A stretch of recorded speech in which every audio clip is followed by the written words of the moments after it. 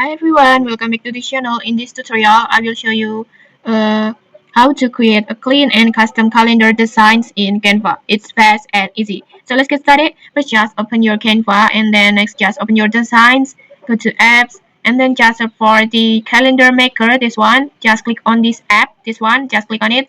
And then next just choose the months and year that you want to make. For example, in here I want to make January and then this year, and then next you can adjust the weights and heights of the calendar, and then you can adjust the background color. For example, I want to make this on blue like this, and then you can adjust the text color and then adjust the styles, adjust the spacing, alignment, and then for example like this.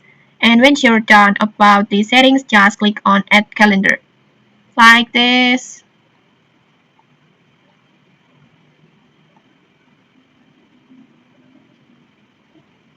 Like this, Canva automatically will add the calendar to your canvas like this. Next, you can just combine it with your another designs, and then just do further edit to make the your designs more interesting and creative. And okay, maybe that's it. It's so simple. If you found this helpful, don't forget to like, comment, and subscribe for more tutorials. Thanks for watching and see you.